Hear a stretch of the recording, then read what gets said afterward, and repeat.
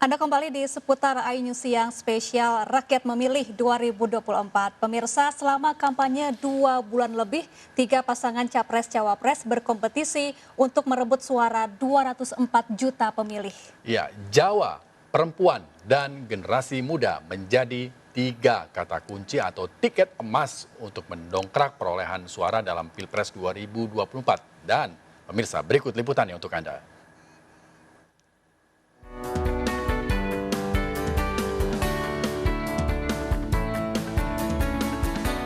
204,8 juta rakyat Indonesia siap memilih pemimpin bangsa untuk 5 tahun ke depan. Dari daftar pemilih tetap atau DPT 2024 di KPU, Pulau Jawa masih menjadi kantong suara terbanyak dengan total 115 juta orang atau sekitar 56% dari total pemilih. Suara terbanyak berasal dari Jawa Barat 35,7 juta, disusul Jawa Timur 31,4 juta, dan Jawa Tengah 28,3 juta. Sementara Sumatera Utara 10,9 juta, Banten 8,8 juta, dan DKI Jakarta 8,3 juta. Selain berebut suara di Pulau Jawa, 3 paslon juga harus mampu menggait para pemilih perempuan yang jumlah totalnya mencapai 102,58 juta orang atau 50,1% lebih banyak dari pemilih laki-laki. Setelah kata kunci Jawa dan juga perempuan, kata kunci ketiga dalam perebutan suara Pilpres 2024 adalah kaum milenial atau mereka yang berusia 28 hingga 43 tahun yang suaranya cukup mendominasi, yaitu di angka 33,6%.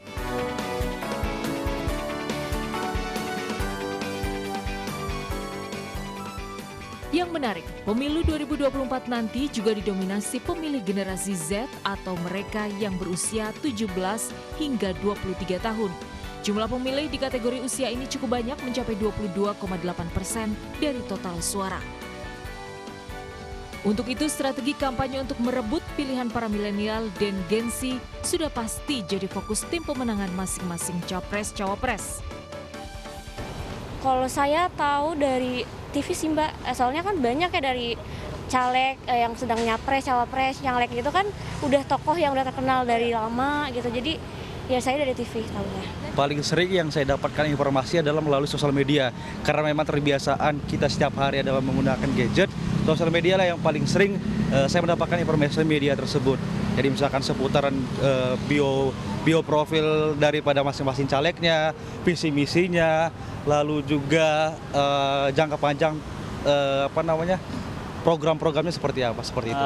Kalau misalkan yang paling signifikan dari sosial media ya, dikarenakan kita bisa cari sekaligus informasi tentang profil caleg-caleg tersebut gitu. Selain untuk sosial media, itu juga ada dari banner-banner yang di pinggir jalan mungkin. Banyak sekali tuh banner ataupun umbul-umbul. Efektivitas penyampaian informasi melalui media sosial memang jadi salah satu kunci memenangkan Pilpres 2024. Namun harus diingat, saluran ini juga rawan penyebaran berita bohong atau hoax.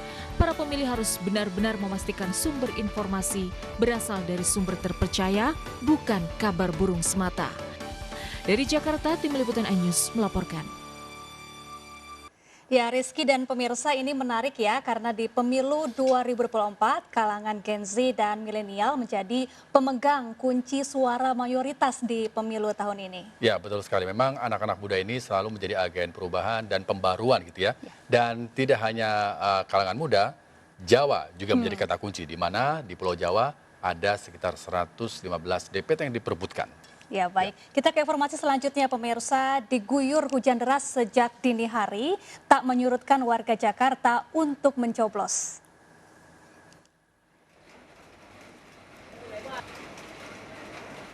Semangat pelaksanaan hari pencoblosan pemilihan umum pada hari ini meskipun diguyur hujan di TPS 67 Paseban, Jakarta Pusat. Hujan deras yang berlangsung awet sejak dini hari tidak membuat surut semangat para petugas KPPS maupun masyarakat yang ikut serta untuk memberikan hak suaranya. Warga berbondong-bondong mengantri untuk bisa mencoblos pada hari ini. Ya, masyarakat juga berharap Capres-Cawapres, calon legislatif maupun partai politik yang dipilih bisa menjalankan amanah untuk membantu masyarakat. Proses pencoblosan berjalan lancar. Saya sudah memilih, udah hak saya sudah terpenuhi dengan memilih calon-calon legislatif dan juga presiden dan juga DPD. Tadi milih Sesuai hati nilai saya, yang saya istilahnya. Tentunya yang berpihak kepada masyarakat bawah yang bisa menjangkau dan merangkul masyarakat bawah. Siapa lagi kalau bukan 4x4 sama dengan 16. Itu deras banget dari pukul 4 subuh, tapi itu antusiasnya aku dan warga sekitar tuh keren banget, pokoknya jangan sampai terlewat. Mungkin selanjutnya sudah mantap dengan pilihannya nih? Oh pasti, aku udah punya pilihan yang aku akan coblos hari ini dong. Apa tuh, boleh di-spill nggak Bu? Aku jelas mau coblos untuk partai, aku coblos Partai Perindo. Pemirsa, selama kampanye 2 bulan lebih, 3 pasangan capres-cawapres berkompetisi untuk merebut suara 204 juta pemilih. Ya, potensi suara di Pulau Jawa akan mempengaruhi peta politik nasional dan diprediksi menjadi lumbung suara bagi pasangan calon presiden dan calon wakil presiden. Ya, informasi selengkapnya akan disampaikan oleh rekan kami, Rosalin Hio. Silakan, Rosalin. Baik, terima kasih Rizky. Pemirsa, sesuai data KPU, jumlah pemilih dalam daftar pemilih tetap DPT Pemilu 2024 umum di Pulau Jawa mencapai 115.373.669 orang. Jumlah ini setara dengan 56,3% dari pemilih jumlah nasional. Dan pemirsa, jumlah pemilih terbesar berada di Provinsi Jawa Barat, disusul dengan Jawa Timur, Jawa Tengah, DKI Jakarta, Banten, dan Yogyakarta. Pasangan calon presiden dan wakil presiden yang memenangkan suara di Pulau Jawa ini kemungkinan besar akan terpilih menjadi presiden dan wakil presiden Republik Indonesia 5 tahun mendatang. Terutama jika dapat menguasai 3 provinsi besar, yakni Jawa Barat, Jawa Timur, dan Jawa Tengah. Pemirsa, ketiga daerah ini masing-masing memiliki pemilih 28 juta hingga 30 juta lebih. Potensi suara di Pulau Jawa akan mempengaruhi peta politik nasional. Beberapa provinsi di Jawa diprediksi menjadi lumbung suara bagi pasangan calon presiden dan wakil presiden. Ganjar Pranowo dan Mahfud MD diperkirakan mendulang suara lebih di Jawa Tengah dan Yogyakarta. Pemirsa, ketiga paslon diprediksi akan bersaing sengit meraup suara terbanyak di Provinsi Jawa Timur. Selain berfokus di Pulau Jawa, tim kampanye ketiga paslon juga beradu taktik untuk meraup suara di sejumlah provinsi di luar Jawa, seperti Sumatera dan Sulawesi. Terdapat 5 provinsi di luar Pulau Jawa dengan jumlah pemilih terbanyak dalam DPT Pemilu 2024, yakni Sumatera Utara, Sulawesi Selatan, kemudian Lampung, Sumatera Selatan, dan juga Riau. Ya pemirsa, 3 calon wakil presiden telah memberikan hak suaranya dalam pemilu 2024. Cawapres nomor urut 1 Muhaimin Iskandar mencoblos di Kelurahan Bangka, Mampang, Jakarta Selatan. Ya, sudah ada rekan kami, ada Zul Hilmi. Zul Hilmi, selamat siang. Bagaimana proses pencoblosan calon wakil presiden nomor urut 1 Muhaimin Iskandar? Ya, selamat siang Rizky, Syafa, dan juga pemirsa. Benar sekali, calon wakil presiden nomor urut 1 Muhaimin Iskandar atau biasa disebut dengan Caimin tadi melakukan pencoblosan di kawasan Kemang Raya, Jakarta Selatan. Namun sebelum itu terdapat berbagai rangkaian yang dijalani oleh Caimin, di mana sejak pagi hari Caimin ini melakukan sarapan bersama anggota keluarganya, bersama istri dan juga ketiga putrinya di rumahnya di kawasan Kuningan, Jakarta Selatan. Kemudian awalnya Caimin diagendakan akan melakukan ziarah makam ke makam ayah mertuanya di TPU Jeruk Purut, namun karena kondisi cuaca yang terus turun hujan, namun prosesi ataupun acara nyekar tersebut dibatalkan. Kemudian sekitar pukul 7 pagi, Caimin langsung menuju ke kawasan Jakarta Selatan untuk melakukan pencoblosan. Namun sebelum itu, Caimin terlebih dahulu mampir ke rumah mertuanya, yakni Ibu Haja Umroh Murtado, untuk meminta restu dan juga doa kepada sang ibu mertua. Kemudian dari rumah ibu mertuanya tersebut barulah Caimin bersama keluarganya, istri, kemudian ketiga putrinya dan juga saudara-saudara dan keluarga besarnya berjalan kaki dengan diiringi oleh lantunan sholawat menuju ke TPS 023 yang berada di Jalan Kemang Raya nomor 112 Jakarta Selatan. Tidak begitu lama tadi Caimin dan juga keluarga melakukan pencoblosan di TPS 023 Kemang Raya Jakarta Selatan, dan tadi pada saat usai melakukan pencoblosan Caimin mengaku lega bahwa hari ini ia telah menggunakan hak pilihnya dan ia pun memberikan wejangan ataupun arahan kepada para pendukungnya untuk menjaga suara-suara yang ada di TPS-TPS. Kemudian pada siang hari ini nantinya Caimin dan juga calon presiden Anies Baswedan akan berkunjung ke rumah pemenangan Timnas Amin di kawasan Diponegoro 10, Jakarta Pusat untuk nantinya bersama-sama memantau hasil perhitungan cepat di rumah pemenangan Timnas Amin di Jalan Diponegoro 10, Jakarta Pusat. Namun untuk saat ini belum ada tanda-tanda akan dimulainya nonton bareng acara penghitungan cepat. Namun tadi kami melihat ada sejumlah anggota Timnas Amin yang telah hadir. Tadi kami juga sempat berbicara dengan Kapten Timnas Amin yakni M. Syaugi yang mengatakan bahwa Timnas Amin pada hari ini optimis untuk memenangkan putaran pertama dan bahkan mereka optimis untuk mendapatkan 35 suara. Namun pesannya juga sama, M. Syaugi tadi mengatakan kepada para pendukungnya untuk bersama-sama menjaga suara-suara yang ada di TPS-TPS. Demikian, balik studio. Iya, terima kasih Zul Hilmi melaporkan langsung dari kediaman Cawapres nomor urut 1 Muhaimin Iskandar di kawasan Jakarta Selatan. Pemirsa, Pilpres 2024 sedang berlangsung. Segala macam bentuk harapan mulai bermunculan untuk pemimpin baru yang akan menduduki kursi Presiden Republik Indonesia 5 tahun mendatang. Ya, lantas apa saja harapan masyarakat untuk Presiden baru serta harapannya untuk para pendukung dari paslon yang tidak terpilih?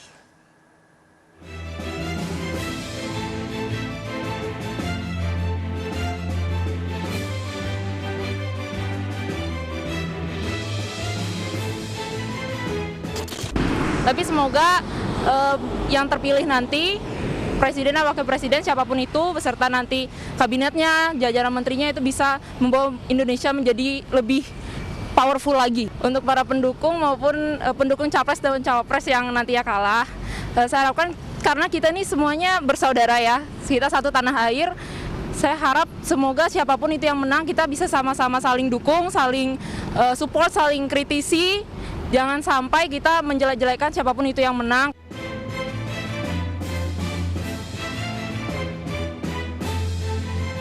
Tapi kita sebenarnya belum negara maju nih. Nah, harapannya pemerintah atau wakil presiden dan wakil presiden yang terpilih itu nanti bisa membawa negara Indonesia menjadi negara yang benar-benar maju. Harapannya adalah kan, jadi kita punya slogan kan, dari, untuk, dan oleh kan. Nah, jadi semuanya harus kembali lagi ke rakyat.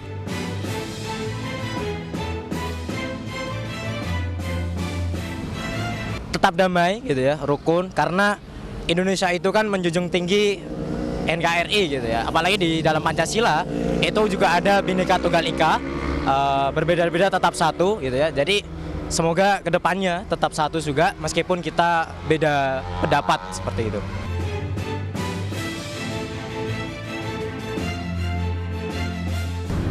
Buat yang terpilih semoga bisa menepati janji-janjinya, semoga bisa menjadikan Indonesia lebih maju. Ya pokoknya damai aja sih, jangan ada yang menyinggung satu sama lain atau menyakiti hati satu sama lain gitu aja.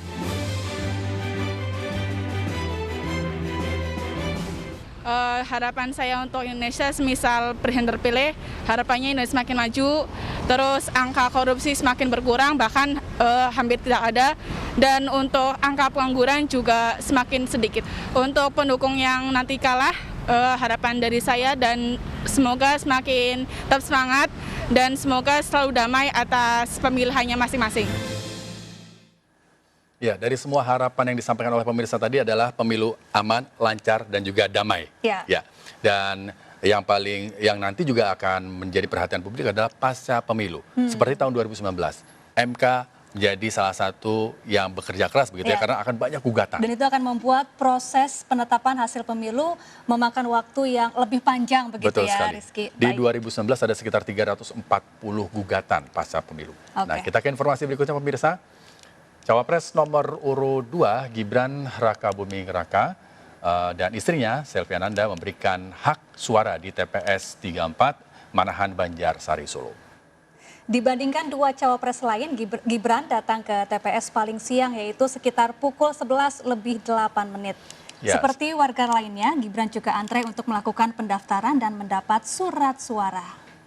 Hingga akhirnya bisa memberikan hak suara atau hak pilih di bilik suara. Dan usai mencoblos, Gibran rencananya akan langsung ke Jakarta untuk memantau quick count bersama Capres Prabowo Subianto di posko TKN.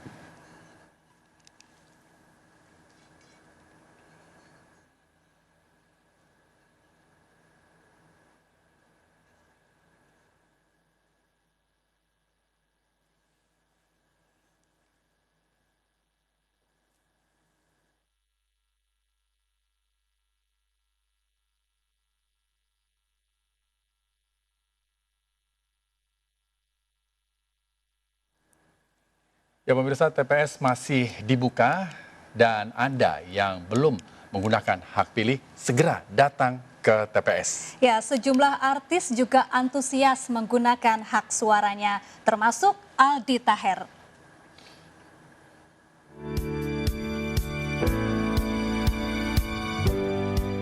Selebriti tanah air Aldi Taher yang juga caleg Partai Perindo Rabu pagi menggunakan hak pilihnya. Aldi terdaftar sebagai pemilih di TPS 69 dekat kediamannya. Tak hanya antre, Aldi juga menyempatkan diri menyapa pemilih lain yang juga tetangganya. Aulina, I love you so much. Aulina, jangan lupa nyoblos wow. Aduh Bang Aldi, sekarang saya lagi sama Bang Aldi Taher nih, penyanyi dan sekaligus artis yang fenomenal nih ya Bang Aldi. Tapi nih pemirsa, selain juga artis dan juga penyanyi fenomenal, Bang Aldi ini juga nyalek dari Partai Perindo nih ya Bang Aldi ya. Nah, boleh dikasih tahu sedikit kali kenapa nih akhirnya Bang Aldi memutuskan untuk terjun ke dunia politik? Ya kenapa enggak gitu, anak muda nggak usah takut politik, nggak usah takut berpolitik, karena ya kita ini adalah generasi penerus gitu. Jadi dengan kita terjun dunia politik, insya Allah kita bisa berbuat lebih untuk negara ini. Oke, kalau gitu pemirsa, sekarang saya mau menemani Bang Aldi Taher untuk mengajukan atau memilih hak suaranya nih ya Bang Aldi ya. Sambil kita ngobrol-ngobrol kali ya. Yuk pemirsa. Jangan golput ya. Ayo ikutin kita sambil ngobrol-ngobrol sama Bang Aldi Taher. Aldi Taher menggunakan hak pilihnya dan mengajak generasi muda dan warga juga untuk menggunakan hak pilih serta tidak golput. Nih Mirsa, gue udah di TPS 69, udah ada nomor antrian 138, pokoknya jangan golput, oke? Karena suara kita sangat berarti untuk kelangsungan masa depan bangsa, oke? Pokoknya nyoblos, I love you so much, nyoblos guri-guri nyoy, wow. Dari Jakarta, tim liputan iNews melaporkan. Ya, apakah keviralan Aldi Taher bisa mendulang suara untuk Aldi Taher di pemilu tahun ini? Ya, kita tunggu ya nanti bagaimana hasilnya. Dan memang banyak sekali artis yang di pemilu tahun 2020 ini ikut nyalek begitu ya. Dan pemirsa, sementara itu, Cawapres nomor urut 3 Mahfud MD juga telah menggunakan hak suaranya di TPS 106 di Maguwoharjo, Yogyakarta. Ya, kita ke Irfan Hardiansyah yang ada di sana di lokasi TPS tempat Mahfud MD mencoblos pagi tadi. Selamat siang Irfan, silakan dengan laporan Anda. Baik, terima kasih Safa dan juga pemirsa. Memang sejak tadi pagi Mahfud MD sudah melakukan pencoblosan ataupun memberikan hak suaranya pada pemilu 2024 yang terdiri dari Pileg dan juga Pilpres. Dan Mahfud MD disambut antusias oleh warga sekitar di TPS 106 RT 01 RW 53 di Simbalegi, Maguwoharjo, Sleman, Yogyakarta. Dan memang tadi Mahfud dan juga keluarga tiba di TPS ini pada pukul 8 lewat 3. dan selesai melakukan pencoblosan sekitar pukul 8:11 dan sekitar pukul 11.30 tadi Mahfud dan juga istri melakukan penerbangan ke Jakarta untuk nantinya bertemu dengan mantan presiden kelima yakni Megawati Soekarno Putri di Kebagusan dan dilanjutkan nantinya akan ke Teguh Umar untuk memantau langsung penghitungan hasil suara. Dan dapat kami informasikan juga Safa kepada Anda dan juga pemirsa bahwa memang Mahfud MD mengaku senang dan juga tenang dalam melakukan pencoblosan kali ini karena beberapa hari sebelumnya Mahfud sudah melakukan ibadah umroh dan dirinya meyakini dan optimis akan memenangkan Pilpres pada penyelenggaraan pemilu 2024 pada hari ini. Safa. Iya, terima kasih Irfan Hardiansyah melaporkan langsung dari Yogyakarta dan selamat bertugas kembali. Dan pemirsa, penyanyi dangdut Inul Daratista beserta keluarga juga antusias menggunakan hak pilih di TPS 104 di Pondok Indah, Jakarta Selatan sekitar pukul 10.45. Ya, bersama keluarganya, Inul tiba di TPS 184 kawasan Pondok Indah, Jakarta Selatan sekitar pukul 10:45 bersama sang suami Adam Suseno dan anaknya Yusuf Ivander yang turut menemani. Hujan yang sempat mengguyur sejak pagi hari tidak mengurangi semangat Inul Daratista untuk menggunakan hak suaranya di TPS. Ya, Inul juga berpesan kepada seluruh masyarakat agar menggunakan hak pilihnya dan menghindari golput demi memilih pemimpin masa depan.